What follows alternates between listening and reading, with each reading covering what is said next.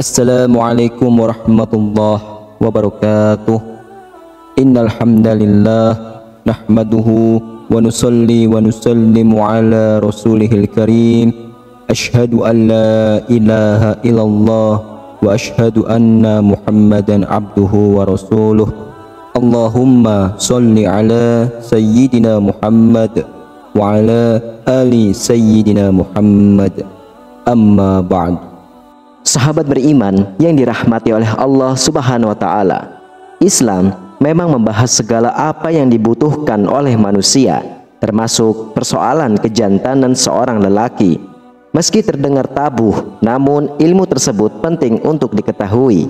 Memang apabila melihat kondisi saat ini, berbagai obat serta ramuan keperkasaan bisa dijadikan alternatif oleh kaum lelaki.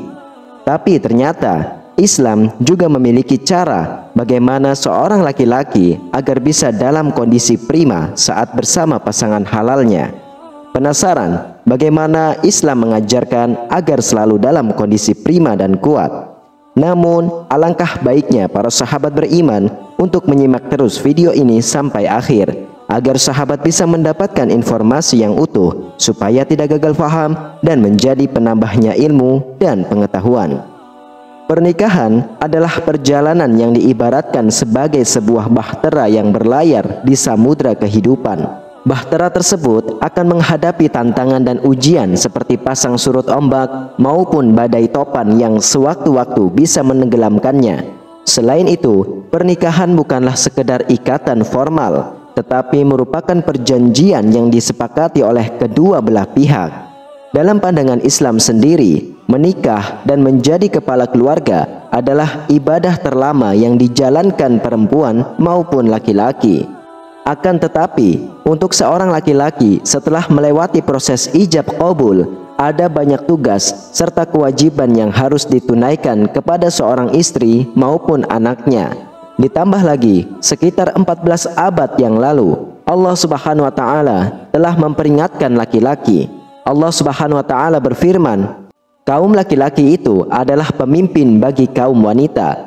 Oleh karena Allah telah melebihkan sebahagiaan mereka laki-laki atas sebahagiaan yang lain wanita, dan karena mereka laki-laki telah menafkahkan sebagian dari harta mereka, sebab itu maka wanita yang soleh, ia yang taat kepada Allah, lagi memelihara diri ketika suaminya tidak ada. Oleh karena Allah telah memelihara mereka, wanita-wanita yang kamu khawatirkan nusyuznya, maka nasihatilah mereka dan pisahkanlah mereka di tempat tidur mereka dan pukullah mereka. Kemudian jika mereka mentaatimu, maka janganlah kamu mencari-cari jalan untuk menyusahkannya. Sesungguhnya Allah Maha Tinggi lagi Maha Besar. Al-Quran Surah An-Nisa ayat 34. Menurut Thahir Ibnu Ashur dalam kitabnya yaitu Tafsir Al-Misbah karya Profesor Quraisy Shihab, kata laki-laki dari perspektif bahasa Arab tidak selalu diartikan sebagai suami. Alasannya, karena tanpa harus menjadi suami, semua laki-laki sudah memiliki kepribadian yang sebagian besar menjurus kepada sifat mengayomi dan menjaga. Sayangnya, beberapa negara, tak terkecuali Indonesia, mempunyai standar yang kuat bahwa untuk bisa mengayomi dan menjaga perempuan, seorang laki-laki harus menjadi seorang suami, pemimpin keluarga yang mapan secara finansial. Tak heran, di banyak literatur keislaman, salah satunya dalam buku Hukum Perkawinan dan Keluarga, dijelaskan bahwa ada beberapa kewajiban laki-laki setelah menikah. Selain menjadi pemimpin seperti yang disebutkan pada surah An-Nisa ayat 34. Yang pertama adalah wajib bagi seorang suami memberikan mahar yang telah dijanjikan pada istrinya di waktu proses akad nikah. Hal ini disebabkan pemberian mahar merupakan tanda kasih sayang sekaligus bukti adanya ikatan antara seorang laki-laki dan perempuan. Perintah tersebut sesuai dengan firman Allah Subhanahu wa Ta'ala di dalam ayat suci Al-Quran. Dan berikanlah mas kawin atau mahar kepada perempuan yang kamu nikahi sebagai pemberian yang penuh kerelaan. Kemudian jika pihak perempuan menyerahkan kepadamu sebagian dari mahar itu dengan senang hati, maka terimalah dan nikmatilah pemberian itu. Al-Quran Surah An-Nisa ayat 4. Beruntungnya terkait persoalan mahar yang dijelaskan pada ayat tadi, Islam tidak pernah menentukan seberapa kecil maupun seberapa besar mahar yang harus diberikan, sebab penentuan besar kecilnya mahar hanya berasal dari kesepakatan kedua mempelai.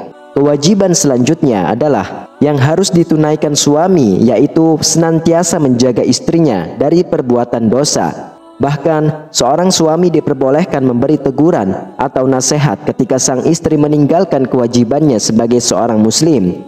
Mirisnya, di zaman sekarang ini banyak yang kita temukan kejadian di mana seorang suami tega menjual istrinya kepada laki-laki lain, atau mungkin suami istri itu sendiri yang bekerja sama dalam melakukan perbuatan dosa. Padahal di dalam Al-Quran, Allah Subhanahu wa Ta'ala sudah jelas-jelas telah memperingatkannya. Hai orang-orang yang beriman, peliharalah dirimu dan keluargamu dari api neraka yang bahan bakarnya adalah manusia dan batu. Penjaganya malaikat-malaikat yang kasar, keras, tidak mendurhakai Allah terhadap apa yang diperintahkan kepada mereka, dan selalu mengerjakan apa yang diperintahkannya. Al-Quran Surah At-Tahrim ayat 6. Selain wajib dalam hal memberi mahar dan menjaga istri dari perbuatan dosa, kewajiban yang paling utama yang harus ditunaikan seorang suami adalah memberi nafkah. Mungkin kalian sudah sering mendengar, jika dalam ajaran Islam, kewajiban seorang laki-laki memberi nafkah bukanlah hanya sebatas pada kebutuhan dapur, pakaian, ataupun tempat tinggal yang layak, melainkan mencakup semua kebutuhan perempuan, tak terkecuali kebutuhan nafkah batin atau seksual. Meski terdengar tabu, kebutuhan seksual seseorang istri merupakan perkara yang penting diperhatikan oleh seorang suami. Terlebih lagi, kebutuhan seksual adalah nafkah batin yang telah diatur sedemikian rupa dalam ajaran Islam. Menurut Syekh Wahbah Zuhaili dalam kitabnya yaitu Al-Fiqhul Islami wa Adillatuh, menjelaskan pada seorang istri ada hak atau nafkah yang sifatnya non-materi, yaitu memperbagus dalam menggauli serta berlaku adil. Sayangnya, permasalahan yang sering terjadi saat ini, ada banyak suami yang tidak memperlakukan istri secara baik maupun adil. Padahal, kata baik dan adil yang disebutkan oleh Syekh Wahbah Zuhaili bisa saja diartikan bahwa adilnya seorang suami bisa dilihat dari puas atau tidaknya seorang istri saat berhubungan intim. Parahnya lagi, apabila mencari tahu faktor ketidakpuasan seseorang istri, ternyata kondisi itu kerap disebabkan oleh seorang suami yang memiliki masalah dari sisi kejantanannya. Tapi tenang saja, jika kalian adalah seorang laki-laki dan termasuk ke dalam kategori suami yang bermasalah dalam memuaskan pasangan, mungkin kalian harus catat dan hafal doa salah seorang tabi'in bernama Ibnul Muqadir. Berikut ini adalah doanya. Allahumma qawwi zakari fa innahu manfaatun li ahlihi. Artinya, ya Allah, kuatkanlah zakarku, sungguh hal itu bermanfaat kepada istriku. Menurut keterangan yang terdapat dalam kitab Faidul Qadir karya Abdul Rauf Al-Munawi, doa tersebut dipanjatkan agar Allah menguatkan kejantanan seorang laki-laki, semata-mata untuk memenuhi kewajiban suami yang menjadi hak istrinya. Sebab birahi perempuan itu ada pada laki-laki. Apabila dibiarkan, dikhawatirkan seorang istri akan terjerumus ke dalam perzinahan. Sebenarnya, selain doa tersebut, masih banyak amalan yang lain yang bisa kalian temukan di berbagai literatur keislaman. Namun, sahabat beriman, kami telah merangkumnya beberapa amalan dengan tata cara pelaksanaannya. Amalan pertama yaitu bisa dengan membaca doa berikut ini. Rabbi innaka khalaqtani zakaran wa laysa az-zakaru kal unsa fa aqim zakari wa qawihi ya Rabbi. Artinya, Tuhanku, sesungguhnya Engkau telah menciptakanku sebagai laki-laki, dan tidaklah laki-laki itu seperti perempuan, maka tegakkan dan kuatkanlah zakarku. Adapun tata cara penggunaannya, doa tersebut dibaca dengan posisi berdoa sambil mengangkat kedua tangannya, dan setelah doa itu dilafalkan, tangan kiri ditiup sambil mengeluarkan sedikit liur sebanyak 3 kali. Kemudian usapkanlah ke kemaluannya. Amalan kedua yang mudah dan bisa kalian lakukan untuk memuaskan pasangan adalah dengan membaca doa berikut ini.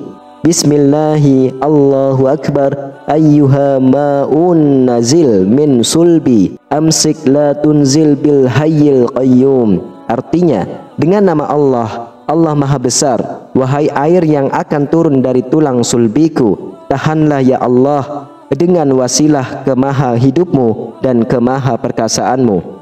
Doa tersebut dipercaya bisa menahan proses ejakulasi yang sudah berada di ujung. Apabila dilafalkan dan diamalkan dalam hati saat berhubungan badan, tentu saja cara ini adalah cara yang sulit bagi seorang suami. Tak dipungkiri, tatkala sedang berhubungan badan, hawa nafsu terkadang lebih besar dibandingkan ingatan untuk berzikir kepada Allah.